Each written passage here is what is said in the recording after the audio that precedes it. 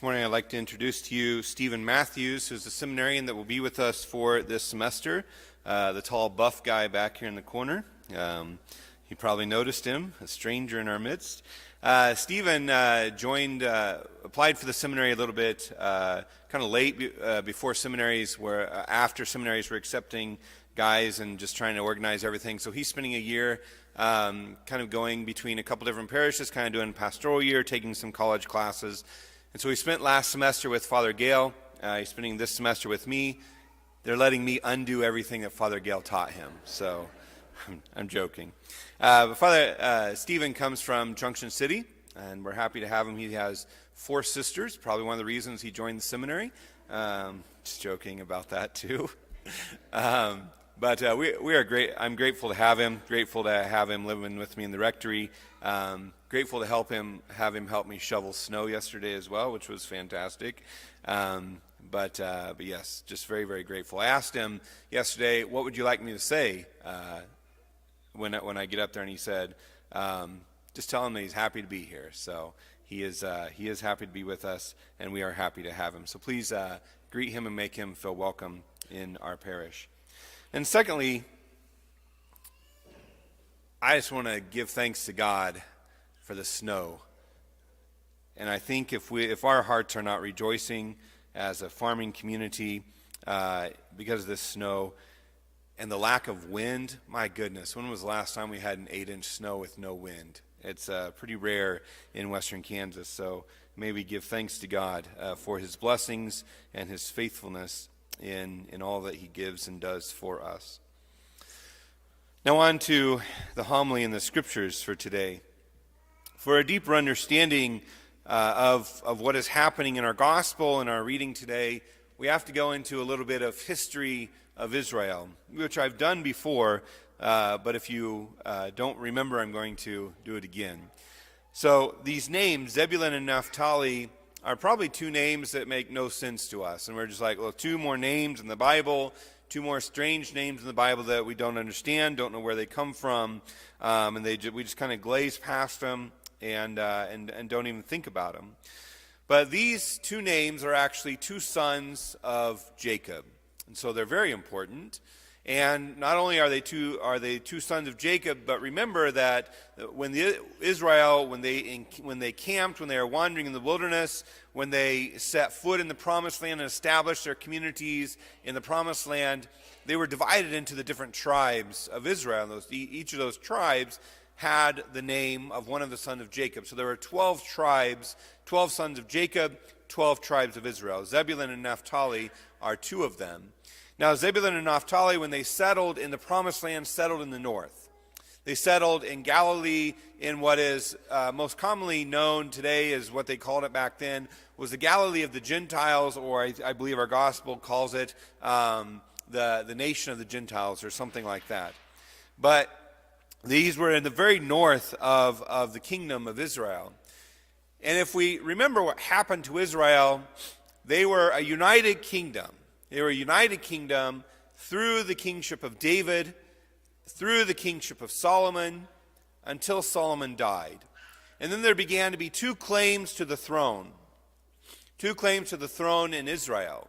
And what happened then is there was a division that began to exist in the nation of Israel, and it fully divided in about 922 BC, when the 10 northern tribes separated themselves from the southern tribes, establishing themselves as the northern kingdom, and the 2 tribes to the south, mostly 2 tribes to the south, remaining as the faithful tribes to the kingship in Jerusalem. And so these 2 tribes of Zebulun and Naphtali were living their life, were living in peace until the beginning of the Assyrian exile. And the Assyrian exile, there's a couple different exiles that we have to recall about Israel. With the kingship divided, there was the exile of the northern tribes, and then there was the exile of the southern tribes. The northern tribes were taken into exile in 722 by Assyria. Assyria rose to power, began to expand their kingdom, and they entered into the northern tribes. And Zebulun and Naphtali, being the northernmost tribes, were the first ones in which Assyria came into and overtook, and thus they were the first ones to go into exile. They're the first ones to be conquered, the first ones to be separated from the nation of Israel. And that's an important note. That's an important note for when we get to our gospel today. For in our gospel today, Matthew quotes this prophecy from Isaiah that we read in our first reading today. And the reason he quotes this prophecy from Isaiah today is because we are in Matthew chapter 4. It's the beginning of the gospel. What just happened was Jesus' baptism, and we cite Jesus' baptism as the beginning of his ministry. And so where does he begin his ministry? At the baptism, but immediately after the baptism, where does he go? He goes up to the northern tribes in Galilee, to Zebulun and Naphtali. And why does he go to Zebulun and Naphtali, to that region? Because they were the first ones to go into exile. They are the first ones to be taken into exile. And what is the mission of Jesus but to restore Israel back into unity? The 10 northern tribes, once they were taken in exile, never returned. They continued to remain in exile the entire time. The southern tribes that were taken into exile around 586, 587 BC, they returned after about probably, I forget how long, 50, 60 years. Persia rose up as a power. King Cyrus actually allowed them back into Jerusalem to go and settle back in their homeland. But the northern tribes, that never happened to. So Jesus is reestablishing this unity for the nation of Israel. But all of the prophecies in the Old Testament don't necessarily speak about the nation being united in the land once again, although that's the way that it was understood by the majority of the Israelites, or the majority of the Jews, is that the Messiah would come, the King would come, and establish them in the promised land, that they would be at peace in their own land once again. And so what Jesus is doing is he is establishing the kingdom. But it is not a kingdom in this world. It is not a kingdom of land, but it is a spiritual kingdom and a spiritual authority over all the followers of the King, who is Christ. And he is reestablishing Israel, but he's not reestablishing Israel necessarily as the 12 tribes. He's establishing the spiritual authority with the 12 apostles, who are the fulfillment of the 12 tribes of Israel.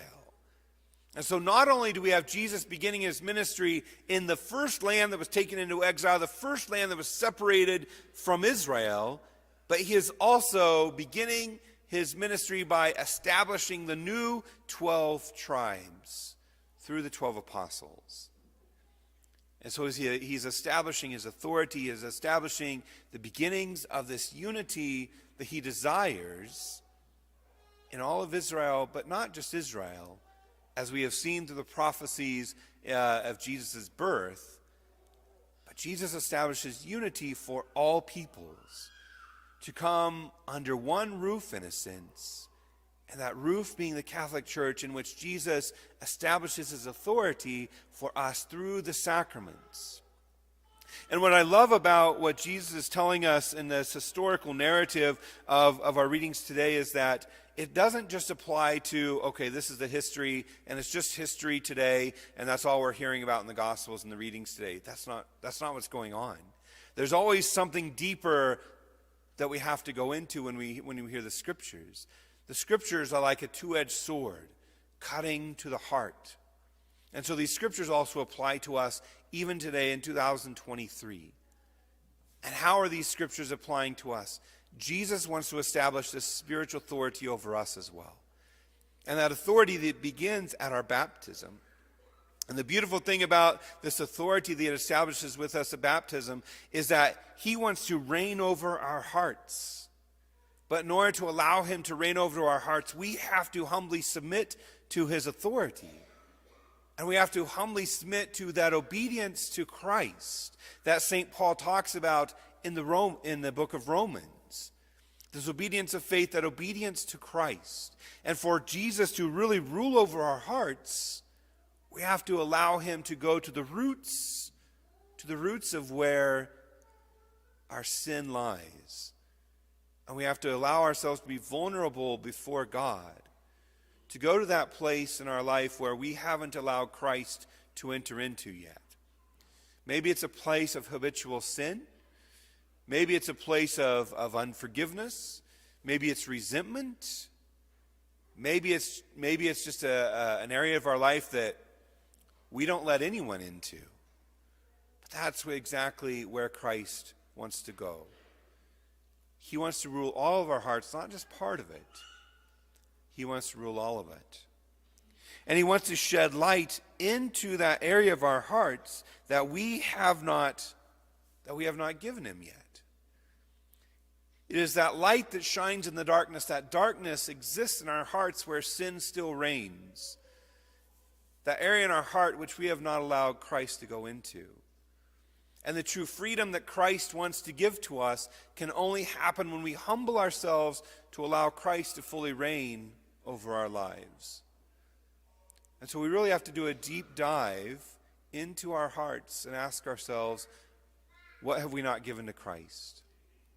And even if we go to confession regularly, we have to ask ourselves, am I getting to the roots of the sins that I continually confess?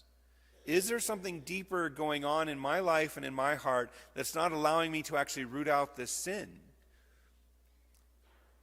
So we have to humble ourselves and come to Christ, and we have to literally sit and ask him. We have to sit in his presence, whether it be in adoration or whether it would just be Jesus in the tabernacle.